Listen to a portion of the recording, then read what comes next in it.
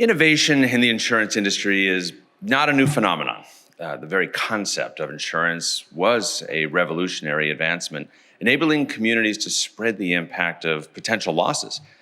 Over time, this capability evolved into a robust market, allowing individuals and organizations to manage risk in ways that has propelled society forward. Throughout history, humanity's progress has relied on our ability to take calculated risks. Understanding these risks has empowered us to venture further, innovate more, and ultimately reach new heights, once we thought unattainable. As we explore the theme of innovation today, we're going to look beyond the surface of technological breakthroughs. While these are critical, they represent only one piece of the larger puzzle. The true power lies in our ability to collect and analyze data in diverse ways. It is the insight of individuals who can interpret this information and reveal patterns that were always there, yet now are coming into sharp focus. Once we recognize these insights, we can drive exciting advancements, from creating new policies to exploring innovative distribution methods, and from offering real-time and embedded insurance solutions. At the core of our innovation is the challenge of utilizing the information we already possess more effectively.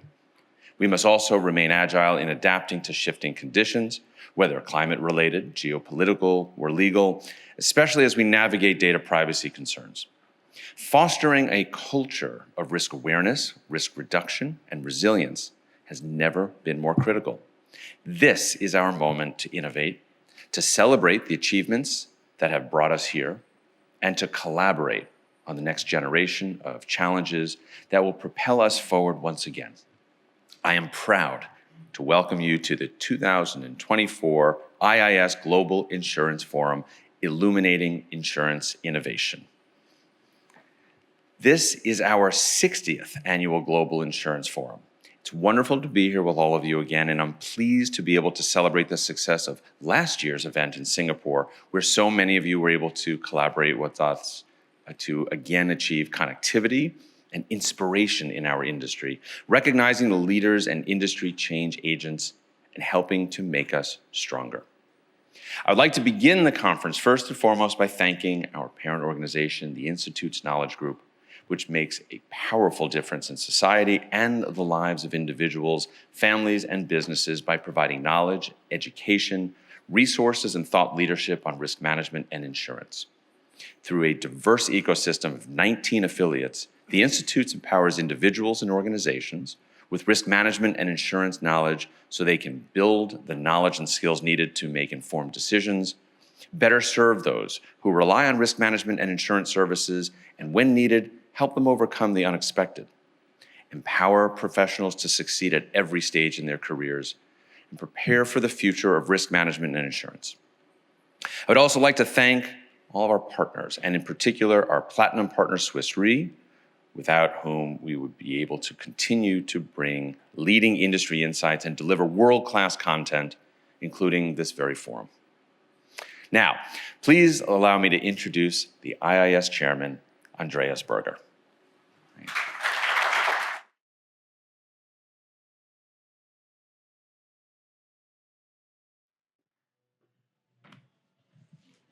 Thanks, Josh. So, good morning, everybody. It's a real pleasure to see you again here in Miami. As I was looking out for inspiration for my message today, I came across a quote from US President John F. Kennedy from 1963. Kennedy was in Germany during the same trip where he famously told the residents of Berlin, that he too was one of them. But that's not the quote I'm referring to. It's another one from an address in a church in Frankfurt, in which Kennedy urged those listening to look ahead and embrace progress for optimism. Change is the law of life, he said.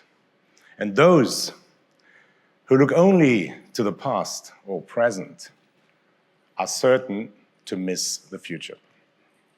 I love the sentiment that Kennedy expressed, not only because it's great advice for us all, but also because it contains a powerful message for our industry.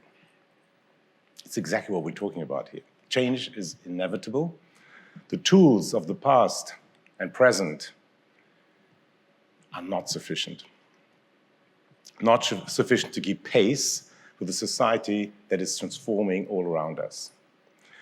We must look resolutely forward to manage the risks of the future. This past year certainly has been one of significant change for me. When I spoke to you in Singapore last year in 2023, I was still the head of one of Swiss Re's business units, Corporate Solutions. And nobody in the room here knows that while I was in Singapore, I went through this whole assessment period to become the group CEO. So I didn't know, nobody knew, it went well. I now have the privilege of leading the Swiss Re Group. That's an institution. It's the oldest independent reinsurer with a tradition that goes back more than 160 years. Now that I mention it, a few other small things have changed too, including just the last 2 weeks in the US. From my vantage point, I can say this. The entire planet has been keenly interested in the US elections, and we're waiting. Literally moments before people still were speculating, it all went wrong. It all went a different way. What happens in the largest economy and how it interacts with the rest of the world is of pivotal importance to Europe, but also to Asia. The broader global community has an interest in it, and also our industry. Insurers and reinsurers depend on open, transparent, and functioning markets where capital can move efficiently across borders in the service of economic prosperity. This is essential as we look to grow our businesses, achieve appropriate investment returns, and diversify risks while supporting our clients across the world.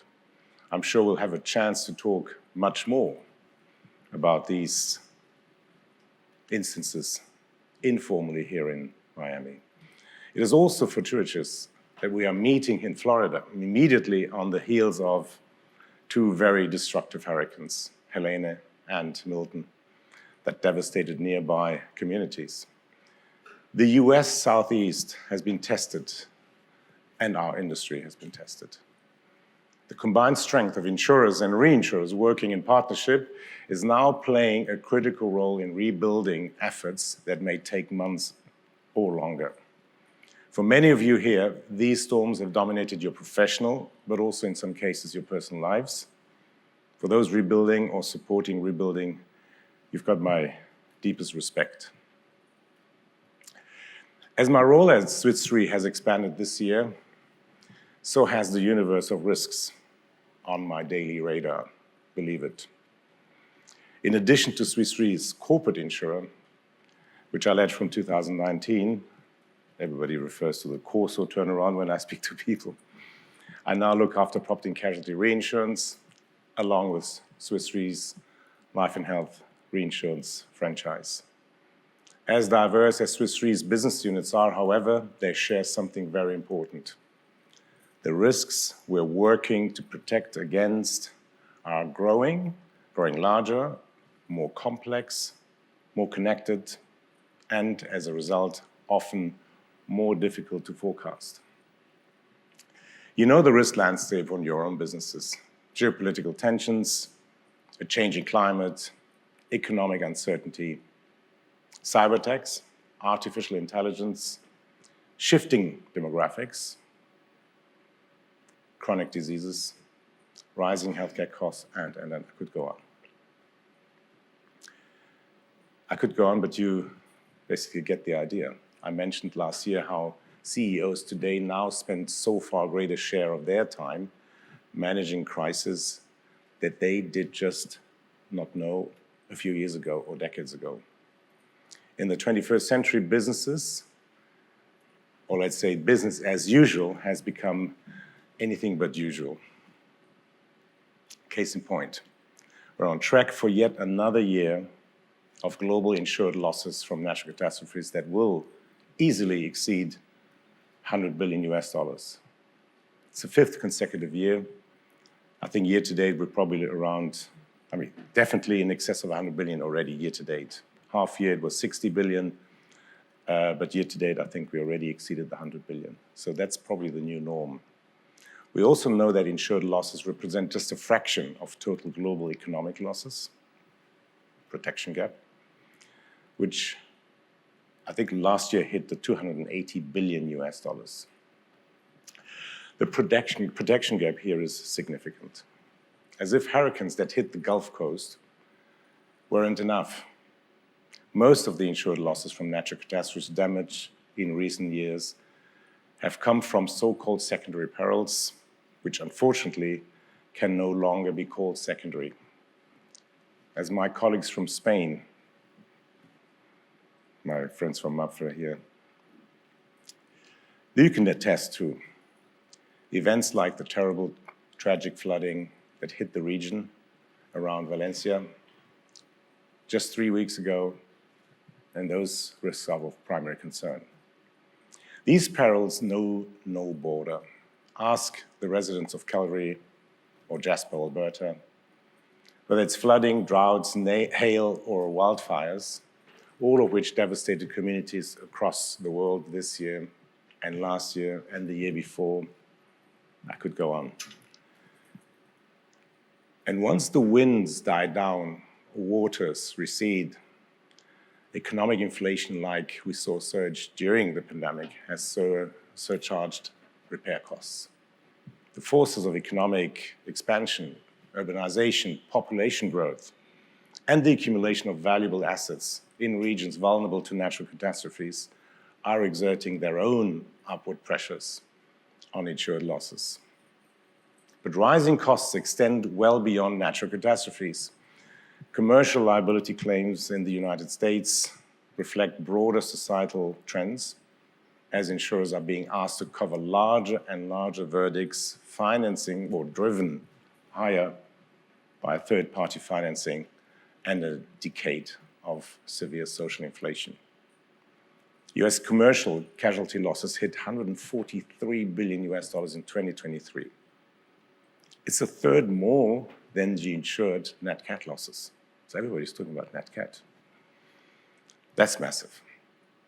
For the life and health industry, insurance industry, the challenges are different, but no less monumental.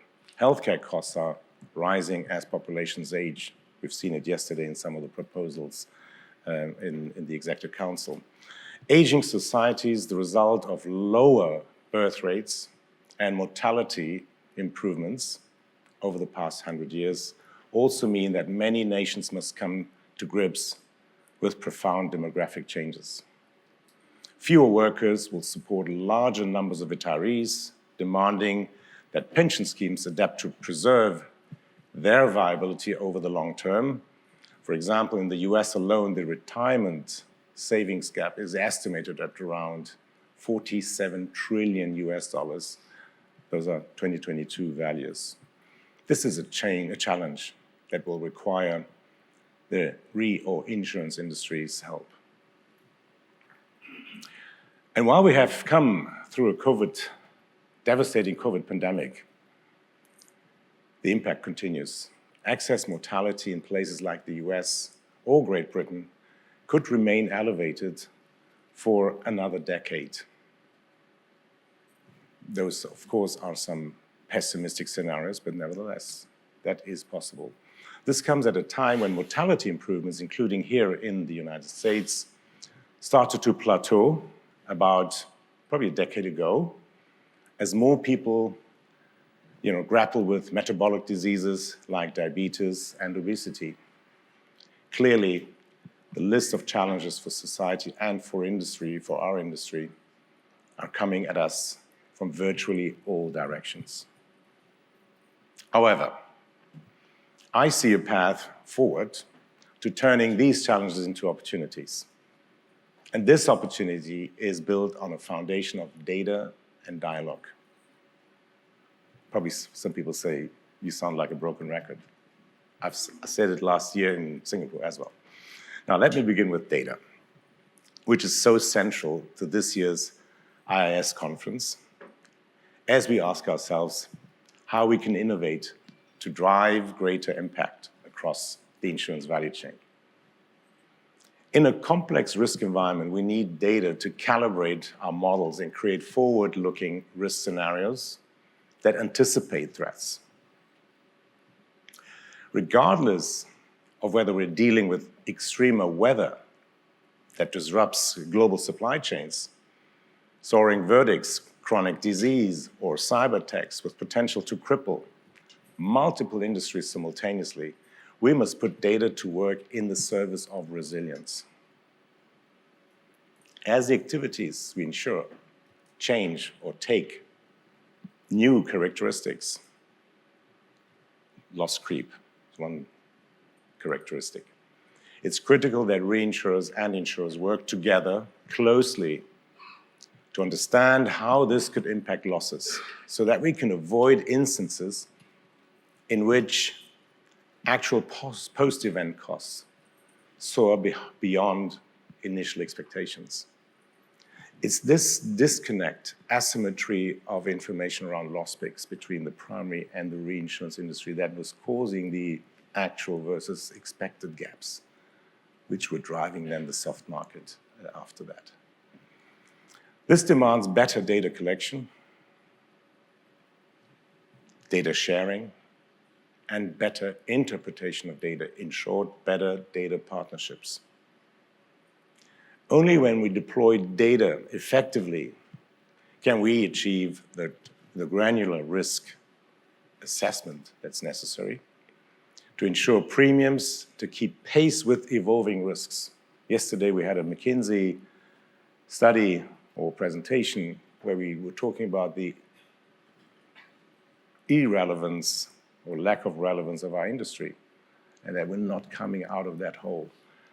I think data could be or should be the answer. At the end of the day, innovations around how we deploy data will make our industry more consistent in claims handling, but also bolstering client trust. Conversely, we must also choose wisely with our innovations, making sure that we are not simply enamored with technology for technology's sake. It's not tech for tech, it's tech for business, for people. The right data innovation will keep our industry relevant as needs of our clients change. Now think about the global supply chains. Those supply chains that have grown over the years into much more complex supply chains and obviously much more vulnerable supply chains, in particular also since the pandemic. Rising geopolitical tensions are complicated matters further. With the right data and technology platforms, vast logistics networks can be illuminated, helping companies see pinch points that could bring operations to a halt. It sounds easy. I haven't seen a perfect model yet. So you can go to any corporate, even the fanciest household brand names that claim to be market leaders or thought leaders in digitization. When you go deep into organizations, you see how big the problem is. Managing data is the problem. It's not necessarily the skills only. It's really the disorganization and dispersed data that people can't access properly. People who know me also know my affinity, obviously, to data, isn't it, in the past already. And after taking my new role at Swiss Re, I've made no secret to my colleagues across the world that a focus on data and technology, paired with our ambition to be client-centric, yes, also to improve technical excellence is the core of what we do. This has the highest priority. Put simply, data must underpin everything we do. And hand in hand with data, dialogue must come as well. So it's about people. So don't be worried. Data is not taking our jobs. It's actually changing our jobs. I've already said this. Dialogue is the reason we're here in Miami, to engage each other in discussions and debate over where our industry is headed and how we can better master the challenges we face collectively, even as the nature of risk changes. When we leave Miami, we must keep this dialogue alive with all of our stakeholders to strengthen trust in our industry, despite the trends of deglobalization that at least is perceived. I don't believe in this, but it's perceived. We have to come together. Take the example of Gen AI. This technology has great potential to help insurers streamline processes, boost efficiency, and even improve our risk assessments. Not talking about claims handling even. This includes decision support, software development, task automation, and extracting insights from data. And this can feed into better customer experiences. We've seen examples yesterday. But technologies like AI also bring with them uncertainty. Like with any new technology, people are still getting acquainted with it, start to learn, experiment, get excited. As they get excited, don't see the risks. Some remain uncomfortable with what it may mean for important issues like privacy or bias. Consequently, we must deploy diverse representative data sets that are explainable and transparent. AI only works when you get your data foundation and strategy right. I'll repeat it. AI can only work when you get your data foundation and data strategy right. You have to know where to apply it and have the discipline to quantify and articulate its benefits. Because if you don't, remember the cloud economics, the cloud consumption and the cost that went up. The same will happen with AI. You will pay the price ultimately. By maintaining a robust dialogue, we can better explain what these evolving tools have to offer for our customers. Dialogue about technology and everything else is a fundamental element of trust, building trust. It's not only for our customers, it's also sharing amongst industry participants. Of course, respecting antitrust, but there's so much more we can do together. And very often, antitrust is used as maybe an excuse. We've all read the headlines about rising premiums, with insurers exiting some markets where they can no longer profitably do business. This has led to some frustration with our industry. As professionals, however, we know the drivers of decisions like these are manifold. Intensifying weather-related perils aren't the only things making it more difficult for insurers to offer protection in exchange for risk-adequate premiums. Our industry operates in a very complex, regulated environment where we must navigate numerous obstacles while ensuring the sustainability of our businesses. These obstacles do not conform to simple narratives. This is why dialogue, again, is so essential. I envision this as a constructive, positive, ongoing conversation, including with regulatory agencies, about the value that insurers and reinsurers bring and in future can bring to the table. We must never stop engaging our diverse stakeholders, helping them to better understand just what it is we do, what conditions must be in place so that insurers can operate effectively. What is that insurers offer? And just as importantly, what is it that we cannot do that is more appropriately done by other institutions? can't go out and rescue the world every day, as much as we would love to do that. Constructive dialogue that answers these questions will help ensure we successfully fulfill the traditional role we have, supporting the economy and promoting prosperity while providing a safety net when things go wrong. Like Kennedy said so eloquently 6 decades ago, Josh, that was when IIS was founded, I heard. Change is the law of life. For insurers too, this is our reality. The more adept our industry gets at recognizing and responding to changing perils and evolving societal needs, the better we can fulfill our purpose, making the world more resilient. Sounds familiar.